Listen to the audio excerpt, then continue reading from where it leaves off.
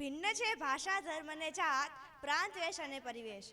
ભિન્ન છે ભાષા ધર્મ ને જાત, પ્રાંત વેશ અને પરિવેશ, પણ આપણા સહુનું એક જ ગૌરવ, રાષ્ટ્રધ્વજ છે આપણો શ્રેષ્ઠ. પણ આપણા સહુનું એક જ ગૌરવ, રાષ્ટ્રધ્વજ છે આપણો શ્રેષ્ઠ.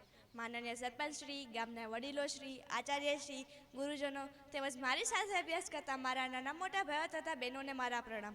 હું ડેર પૂજા આપ સૌને 76મા ગણતંત્ર દિવસની રંગીન શુભેચ્છાઓ પાઠવું છું.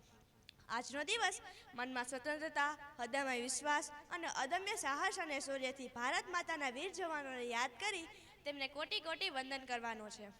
આ આપણો રાષ્ટ્રીય તહેવાર છે. આ તહેવારની ઉજવણી જમ્મુ કાશ્મીરથી લઈ છેલ્લે કન્યાકુમારી સુધી ખૂબ હર્ષોલ્લાસથી થાય છે.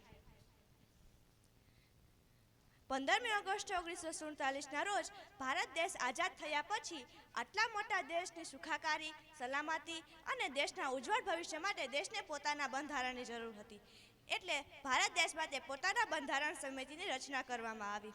ઉમદા બંધારણ નિર્માણ પામે તે હેતુથી બંધારણ સમિતિના લોકોએ દુનિયાના વિવિધ દેશોમાં જઈ ત્યાંના બંધારણનો અભ્યાસ કરી આપણા બંધારણની રચના કરી. આપણા બંધારણની રચના કરવામાં મહત્વનો ફાળો ડૉક્ટર બાબા સાહેબ આંબેડકરનો રહ્યો છે. શહીદોનું સપનું જ્યારે સાચું થયું, શહીદોનું સપનું જ્યારે સાચું થયું, હિન્દુસ્તાન ત્યારે સ્વતંત્ર થયું, હિન્દુસ્તાન ત્યારે સ્વતંત્ર થયું.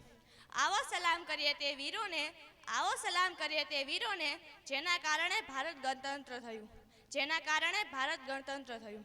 આમ 26મી જાન્યુઆરી એટલે કે આજના દિવસે દુનિયાના સૌથી મોટા લોકશાહી દેશનો જન્મ થયો અને એક નવા ગણતંત્રનો ઉદય થયો. ચાલો આપણે પ્રતિજ્ઞા લઈએ કે ભારત માતાના બહાદુર સ્વાતંત્ર્ય સેનાનીઓના પ્રયત્નોને વ્યર્થ ન જવા દઈએ. આપણે આપણા દેશને દુનિયાનો સર્વશ્રેષ્ઠ દેશ બનાવવાનો પ્રયત્ન કરીએ. આજે એક દિવસે ઉભરાયેલો દેશ પ્રત્યેનો પ્રેમ 12 મહિના ઉભરાતો રહે.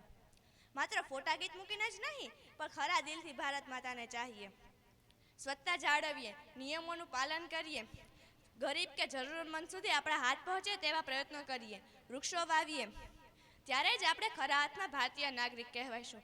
અંતમાં એટલું જ કહીશ કે દેશભક્તિના બલિદાનથી સ્વતંત્ર થયા છીએ અમે, દેશભક્તિના બલિદાનથી સ્વતંત્ર થયા છીએ અમે. કોઈ પૂછે કોણ છો તમે, કોઈ પૂછે કોણ છો તમે, તો ગર્વથી કહીશું ભારતીય છીએ અમે, તો ગર્વથી કહીશું ભારતીય છીએ અમે. જય હિન્દ, જય ભારત, વંદે માતરમ.